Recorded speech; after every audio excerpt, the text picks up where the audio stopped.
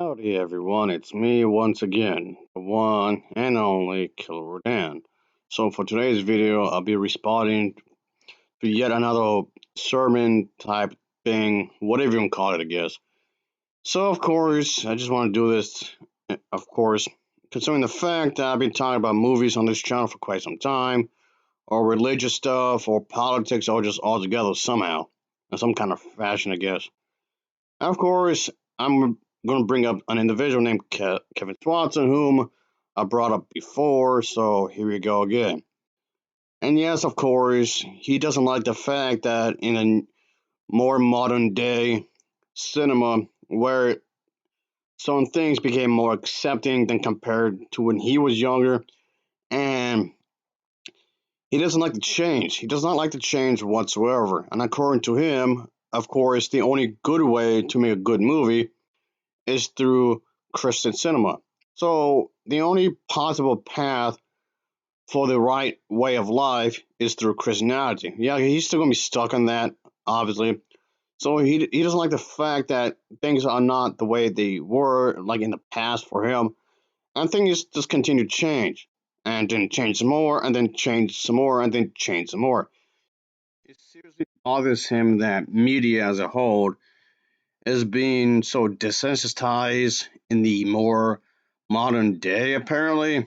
So there is going to be more opportunities for Christians to make godly movies because, according to him, the only way to make a good, solid movie is through the Christian faith, which, of course, is a flat out lie because there's been multiple different movies I've seen over the years that were not Christian related. But according to him, the only good way a film could be actually worth the watch if it's related to Christianity, if it's Bible inspired. The movies themselves don't necessarily have to be based on the Bible, but they could at least mention Christianity in a positive light. You could at least have the main character be a Christian. You could have the main character believe in Christianity. I mean, of course, you could make movies about Christians, like in the Bible and whatnot. You can do that. You can make Bible stories, sure, but basically, regardless of genre, it could be sci-fi, it could be fantasy. Well, maybe not fantasy because he doesn't like fantasy stuff. Maybe scratch that one. But basically, almost any genre, you can make a movie, but it has to be inspired by the Bible in one way or another. Of course, you're gonna have Christians win at the end of the movie. You can have Christians be the good people because apparently the absolutely only way to live a fantastic life is through Christianity. And we all know film gonna be a powerful medium where people could be influenced by what they see on screen in one way or another. Which he realized that you can reach so many people through film. This kind of way can be easily consumed by so many people, especially when you market a movie right, especially you can develop some kind of fan base, which of course is ideal because you want your brand to be easily recognizable by the hundreds and hundreds of thousands upon hundreds of thousands of people in the United States. Of course, people like Kevin Swanson wants to be recognized the world over, but obviously people like this believe that America is a Christian nation, which, as I said multiple times already by this point, it's not a Christian nation, which he believes is under attack because, again, times are changing. Just that alone, just because some things are becoming more accepting than compared to when he was younger, somehow means it's bad, just because of that alone. Which, again, makes no sense because he doesn't have anything to back that up. So, in other words, what I'm trying to get at, he's creating a problem that didn't even exist in the first place. So, conveniently enough, only he has the solution to said problem. Only through Christ you may live a fantastic, wonderful life. What are you, a communist? That sounds like communists talk to me. So anyway, you damn dirty commie. But and that's the weird thing is that when it comes to places like Cuba, Cuba believes in a Catholic version of God, and they're communist. Seems like really odd how religious and communism can go hand in hand. I'm not saying he specifically is communist. I'm just pointing out I noticed a particular pattern. Anyway, with that being said, let's get into it, shall we? Here we go. Yeah. By the way, folks, I'm gonna have to split this into two parts because this, as you can already tell, is gonna be a long video. So this will be split into two parts. It's not gonna go beyond two parts, and that's about it, really. I wanted to keep this in one video, but I realized it's gonna go on and on and on and on and on and on and on, and like these sermons tend to do about some nonsense. So I have part two uploaded as soon as I can. So anyway. And crannies of culture, and that's where we are. There's no question in my mind this is a David and Goliath scenario working its way out in the present day, partially manifest represented by the fact that we are in a studio in my basement on the eastern plains of Colorado. Our backs are against the wall. The bad guys have made significant progress. They pretty much control the universities, the media, and we're just sort of the little David versus the Goliath. And friends, we think that... Oh, Christ almighty. If this doesn't scream paranoia, I don't know what does. Of course, he's acting as if that... Of course, he's using that Bible story as a metaphor. It's a metaphor, of course, because he's acting as if that Hollywood is not good anymore. Hollywood is bad. Well, yes, I have criticized Hollywood over the years, but for a different reason, because they keep remaking everything. And Hollywood pissed me off for remaking a lot of stuff. What I'm trying to say here is that while Kevin Swanson and I have heavily criticized Hollywood, but for completely different reasons. Let's throw that out there. We're going to win out in the end because they are self-destructing. Once you undermine the faith and family, once you say, hey, we have no stinking need for the nuclear family in the modern age, that, my friends, is a bad call. That would be a bad strategy call from my perspective, and it's not going to turn out all that well for the other side. And that will be, I think, incredibly manifest to the majority within about 50, 60 years from now. Okay, so the fact of the matter is Christianity is somewhat on the run, and there's a lot of Christianity, Dave, that is hiding behind the barracks and saying, wow, that guy's got to be all of 7 feet tall, and they are kowtowing to the other side's epistemology and the other side's philosophy, and this is the beginning of apostasy, of course, and that's why so many from our side are gradually working their way over to the other side because they're buying into the epistemology of a basically humanistic view. In other words, he doesn't like the fact that people, well, his specific branch of Christians are living the conservative Christian type of living. I mean, yes, there are liberal Christians, which is, of course, is a different branch entirely.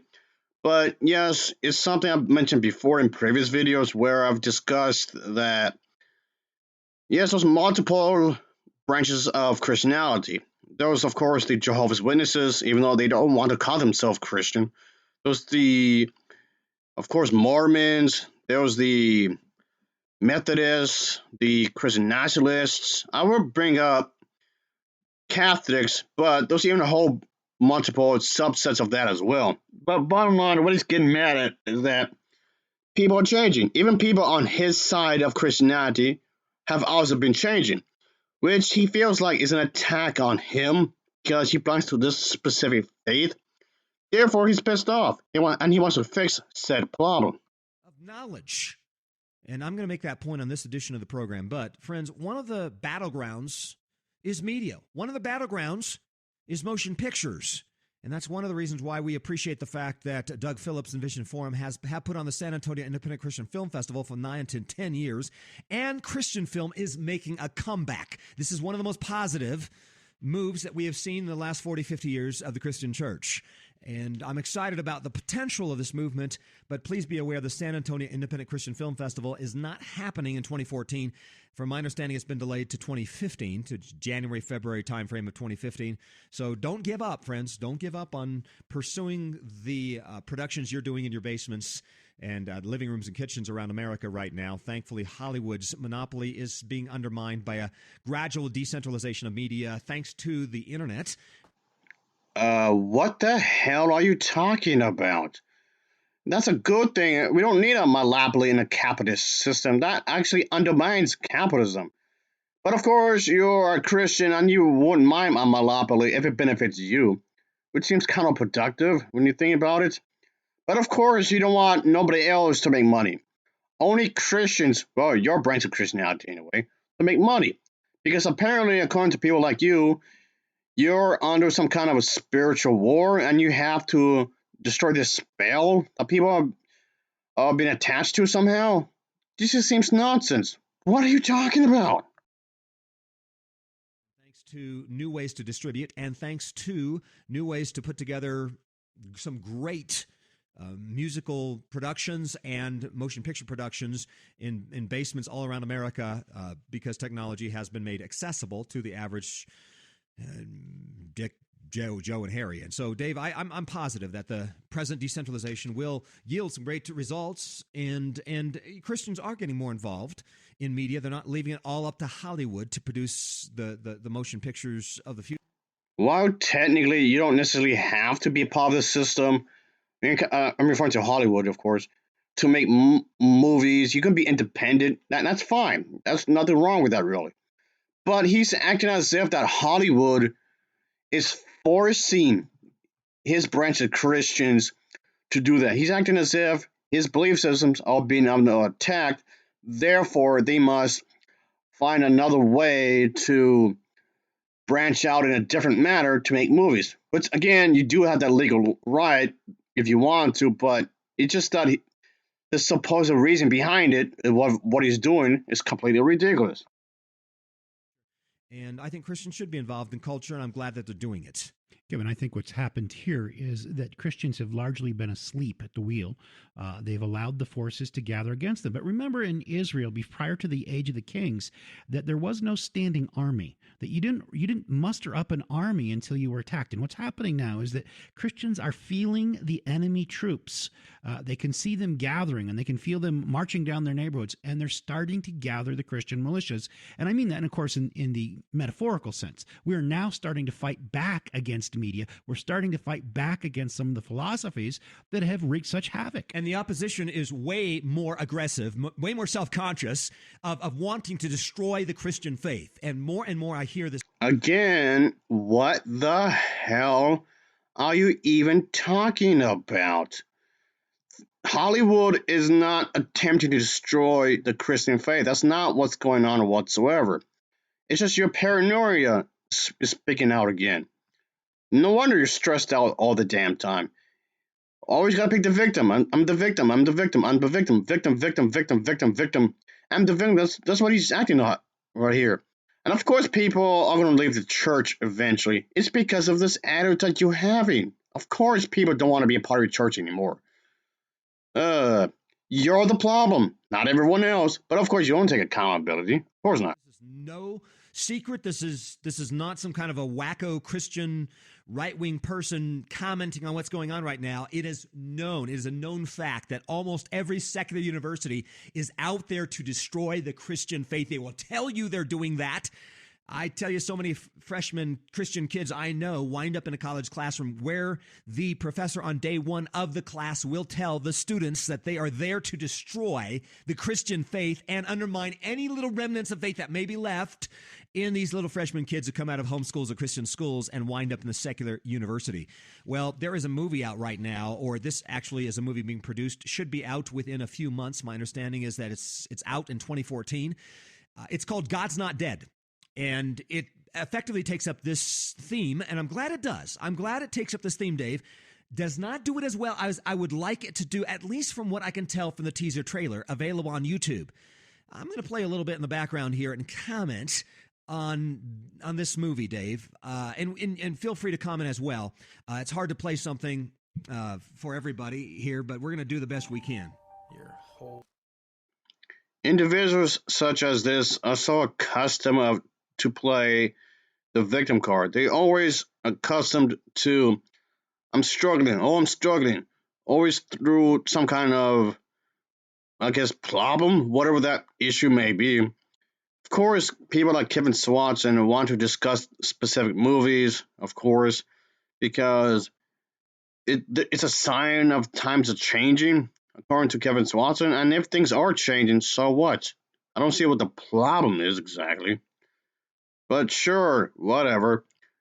But furthermore, is that, of course, I'm just going to just talk over this segment because I don't want to get a copyright claim on this channel with this video specifically. But he allows this trailer, at least a sound bit. He doesn't actually play any visuals, of course, because again, this was part of a sermon. They have posted on some Christian website, by the way. But he allows the trailer, at least you can hear it in the background, where he'll be wanting to discuss specific themes and how somebody might be struggling. I guess he's referring to the characters within that movie he just mentioned a moment ago. And have some kind of reflection on this exactly, which this entire thing just seems highly manipulative, considering the fact that if you don't agree with me, then you're against the whole idea of what's being good. Then you're against the whole idea that of a wholesome family. You're against the idea of a society being proper, being righteousness, which makes no sense considering the fact that you don't necessarily have to be religious to be a good person. You can be an atheist and be a good person. You being Christian, it doesn't stop you from being a bad individual. You can still be a bad person and use the Christian faith as a way to justify pretty much everything, which a lot of these individuals had done before. And it just seems rather odd. Of course, there's going to be conflicts around the world. That's really traumatic. And yes, like this, for example, this is happening as people take cover in somewhere downtown somewhere where those people are fighting and people get killed off for various reasons, usually with politics. But you don't want to fix actual problems, so instead you want to fix made up problems that's just not there to begin with, which makes no sense because considering the fact that people are actually getting hurt outside right now, this very minute, while you're in your basement just whining and complaining about how the liberals are doing this or that, or how the Democrats are doing America wrong because they're more lenient when it comes to how people should live their lives and not just being a bunch of control freaks like all of you Christians are known for. So instead, you just want to make up certain problems that only exist within your head. This is just nonsense. It's just unhinged. That's what this is. Just Kevin Swanson, of course, and people like him are just complete unhinged. So what does any of this have to do with anything? I have no idea, really, because considering the fact that he just wants things to go back to the way they were. Of course, nostalgia. I feel like I'm beating dead horse at this point because I keep complaining about the fact that him complaining about how things are not the way they were. He wants the past back. He wants to return to the past. Okay, let's stop there, Dave. Dave, as I was watching the trailer, I tell you, I was not completely impressed. Now, I'm glad that you have the faithful few cowering behind the barracks, hoping to come up against Goliath. But Dave, boy, some of the things that are being said in the defense of the faith cause me some pause. For example, you heard them speak about putting God on trial. We're going to put God on trial today. This is, again, the good guy standing up in the... Literally nobody, literally nobody said those words. Yeah, let's put God in trial. Well, your specific version of God, anyway. Literally no one is promoting this concept that you just now made up to do that. And you're just basing this on some trailer you want to do a commentary for? How did this equal to that? That doesn't make any sense. Again, it just seems far reaching because you're just making stuff up again. Again, literally no one is doing this. You're just making stuff up to make things far worse than they really are. Again, how typical.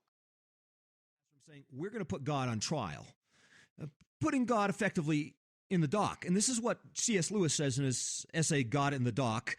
And there's some things I like C.S. Lewis says, and this is one of them. I think he gets it right epistemologically on this point when he says, this is C.S. Lewis, on the point of whether we should put God in the dock. The ancient man approached God or even the gods as the accused person approaches his judge. For the modern man, the roles are reversed. He is the judge. God is in the dock. He is quite a kindly judge. If God should have a reasonable defense for being the God who permits war, poverty, and disease, he is ready to listen to it. The trial may even end in God's acquittal, which is what all these Christians are hoping for. But the important thing is that man is in the bench and God is in the dock. Dave, that's C.S. Lewis, and he's concerned about the fact that humanists...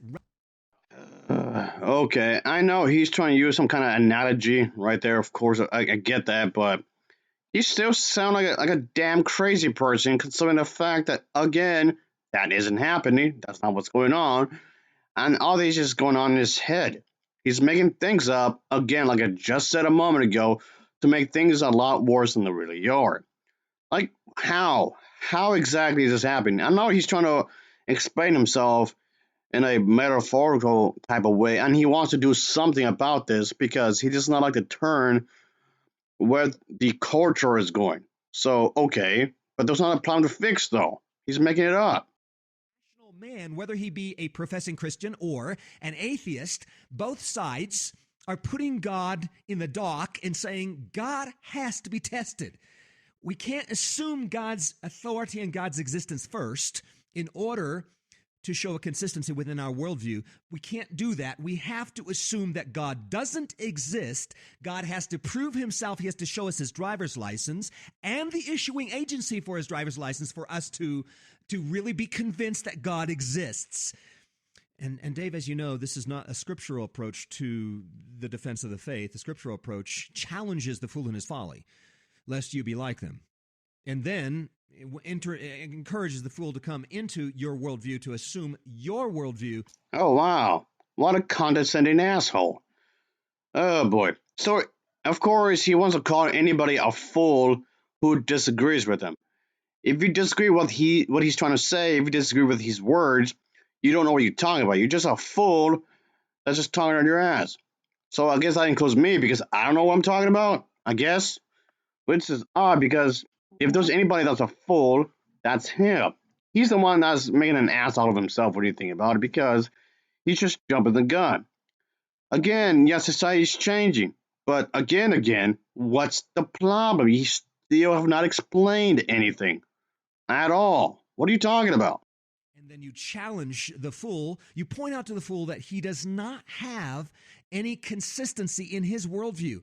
And the man himself said, what is life but sound and fury? This is what the professor was saying. Ultimately, the defense of the faith will rest in our showing that the fool has no preconditions for his own truth, his own assumptions, his own conclusions, his own ethical perspectives, his own existence, his own purpose for life, on and on and on and on. We need to undermine the fool in his folly first, and then we say, in our worldview, we don't prove God's existence, we assume it, and we have the preconditions for intelligibility, and you do not, and that becomes our defense. This feels like a joke. Is this a joke? He must be trolling, right?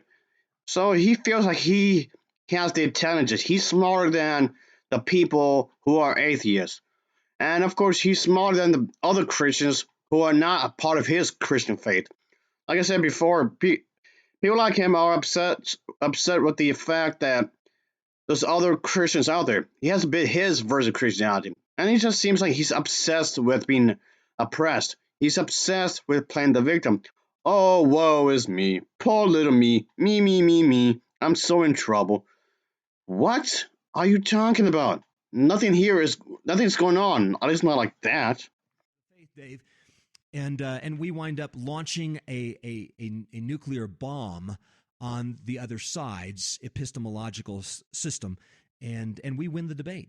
Dave, we're not going to win the debate using the squirt guns and the pea shooters that modern evangelical Christians are implementing. Kevin, we're not going to win the debate if we have Christian movies saying, act like God is real. Act like God is real? Now, God is real. Now you respond to him, and you respond to him with worship. You respond to him with fear. You respond to him like Isaiah did in Isaiah 6, with trembling and fear that, whoa, I am undone because I've encountered the holy God, and I am lacking in holiness. Job 40 puts it very concisely, and I always like to quote the Bible because I think that's the words of life. Shall the one who contends with the Almighty correct him? He who rebukes God, let him answer it. And the point of the movie here, when you say you're going to put God in the dock or we're going to put God on trial, is if man has some kind of authority or some kind of judgment of truth or ethics or reality. Again, he's acting as if Christians like him, these conservative Christians, they have the answers. People like him have all the answers in the world, and you're just a fool who don't seem to recognize them. And all he's trying to do is help people out, and these people whom he's trying to help out are being too damn rebellious, and he's going to be upset because let me help you. Just let me help you. You won't allow me to help you. Let me explain myself, my position here, yada, yada, yada. So he's angry at the fact that people aren't listening. He's angry at the fact that people aren't changing, and that somehow is bad news. I don't see what the bad news exactly, but sure, whatever you say, pal. Superior to God in order to judge whether or not God is real, whether God is good, or whether or not God speaks the truth. Well, all of those things are the characteristics of God. We don't just assume it, Kevin. I know you used that word in a very guarded sense. We receive it and we worship it. Folks, my concern is that the Christian faith is on the run, and certainly we see a significant apostasy around us. Yes, we are weaker as a Christian group. We no longer affect politics and culture. We no longer affect the nations as we once did. The Christian faith is more or less on the run, and what Christians are doing is weakening their defenses in the process, and I don't think this is going to be effective for defending the faith, especially when you have self-conscious, aggressive, opposed forces. Again, and again, he's acting as if the people who disagree with him, I guess me in this case, and people like such as I, don't have a conscience. We just crazy. We just a bunch of these morons, these bunch of people who are just crazy, who are going out to harm people. Why would I do that? Why would I personally intentionally go out my way to harm somebody? Why? You still haven't explained anything really. Why would I intentionally go out and harm somebody? I know he's trying to say that just because I disagree with him. I need more context to that. It's not just because, oh, I disagree with you, therefore I harm people. That doesn't make any sense.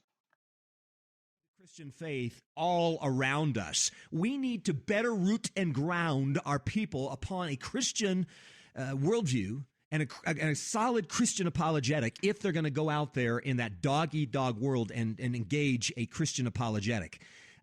Dave, you know, here's part of the problem. We can't allow for the possibility that God doesn't exist. We can't allow for that. The minute you allow for the possibility that God doesn't exist, by putting God on trial, we have undermined the very fundamental propositions in our own worldview. We have undermined ourselves. Thanks for the gaslighting, by the way. Highly appreciate it. Please keep doing it. So anyway, yeah, he's acting as if that people are not going to go to their full potential because they're not following the true Christian faith. Well, again, his version of it anyway. And you're only putting yourself down for not doing that. You're only putting yourself down for not following his specific path of life. But he's acting as if that this is somehow the only way to live. Again, how exactly? I don't know. He's not explaining anything.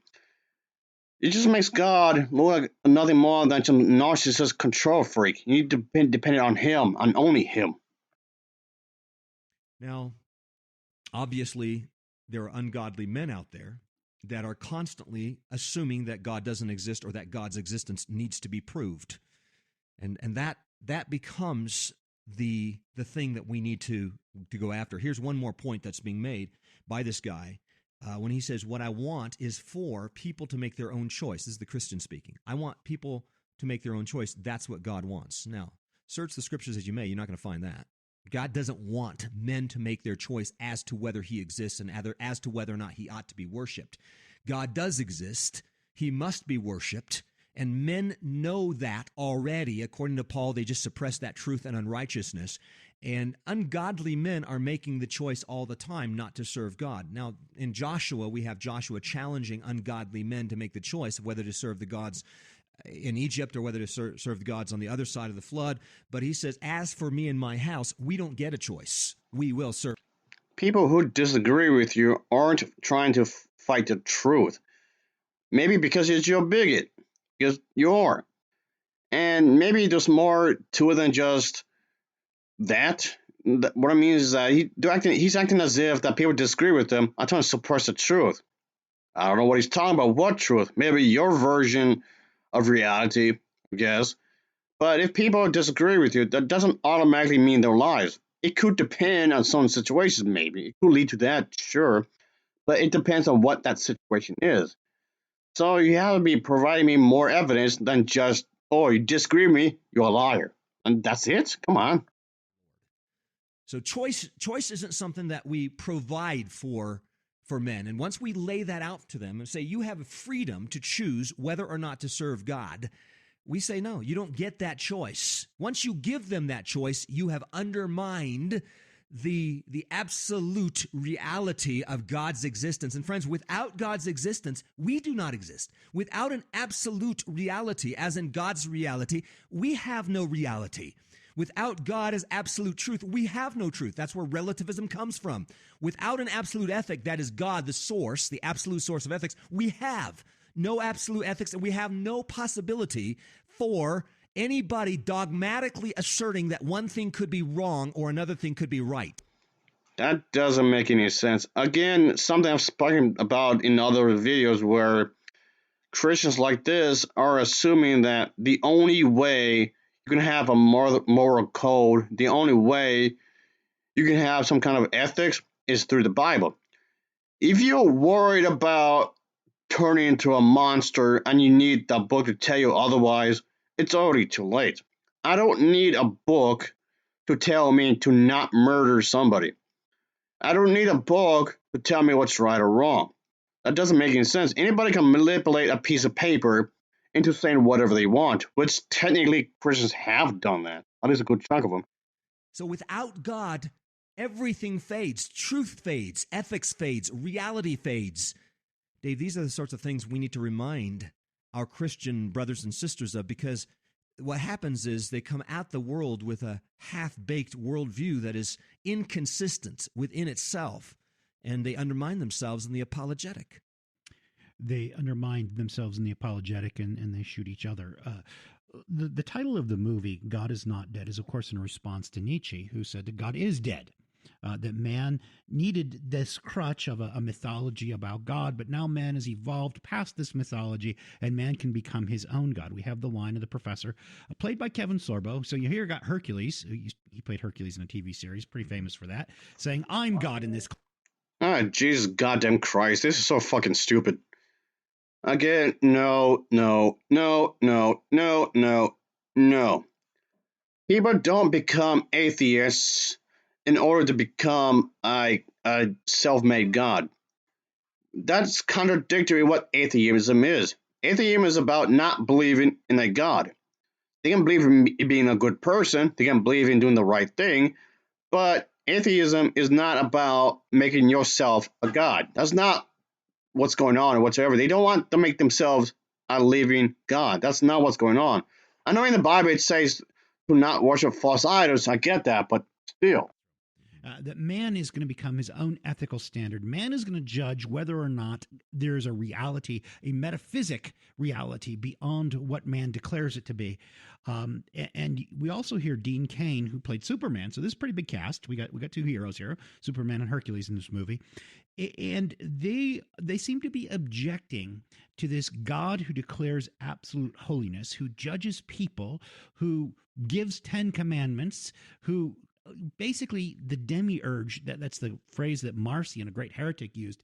He didn't like the God of the Old Testament. He didn't like the holiness of God. Therefore, he wrote that God off and created a God in his own image, essentially imaginary mythological idols of God. So here we have, on the one hand, people who worship a God of their own making and those who reject the God who is. But in the end, Kevin, when you say we give people a choice, that's like saying you have a choice every morning not to shoot yourself in the head with a revolver. Oh boy. Okay, these individuals like this are just flat out exhausting because, of course, they're referring to other versions of the Bible, whether you're on a a Jehovah's Witness, a Catholic, or whatever else, they're acting as if that the other versions of God don't count.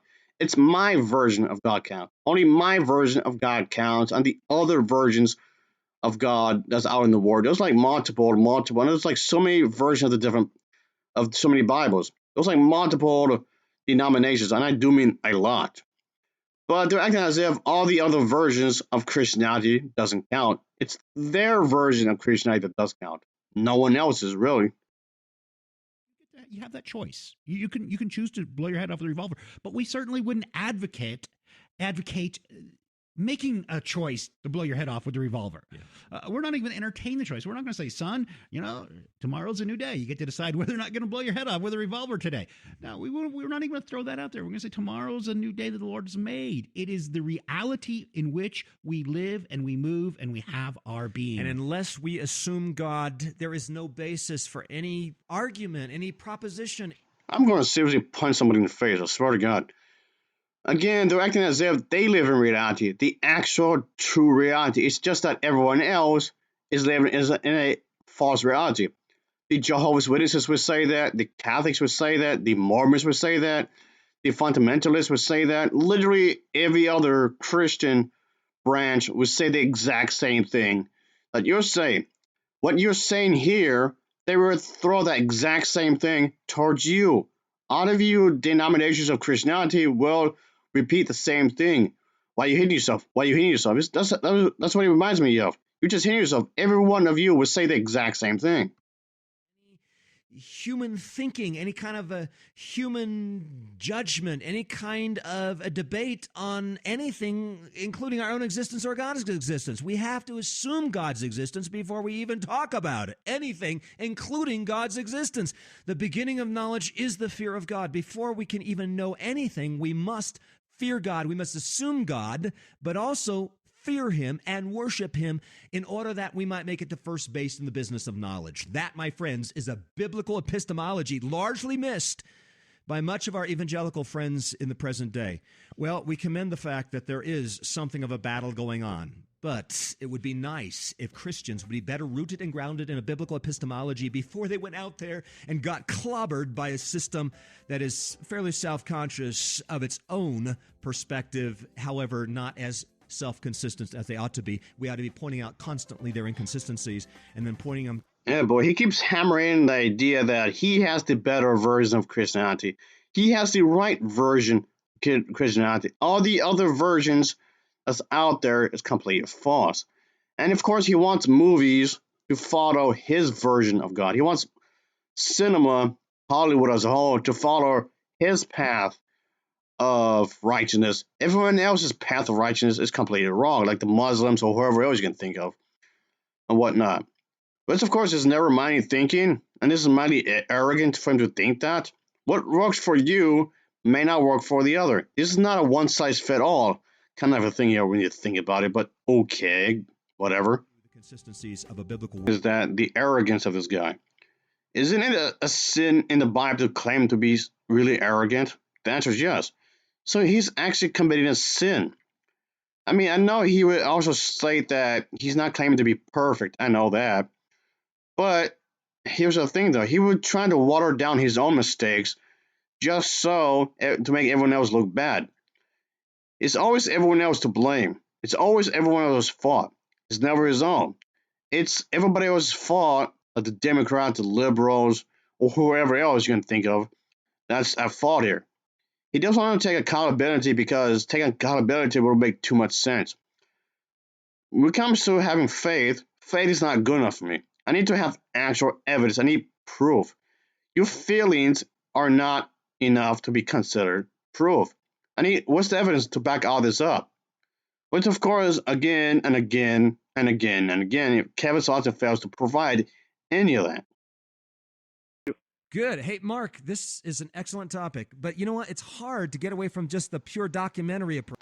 As I said earlier, folks, I would do a second part to this because, like I said, he just rambles on and on and on about a whole lot of nothing. Of course, like I was saying, he wants Hollywood to believe in his version of Christianity. He wants Hollywood, every director, every scriptwriter, every producer, everybody involved in the Hollywood system to be involved in Christianity. Again, it has to be his version of Christianity. It has to be what he believes in. Again, I feel like I'm repeating myself here, but there's been many denominations of Christianity, and there's even subsets of subsets when you think about it, which those do exist. So it has to be what he believes in. It has to be what he thinks is right.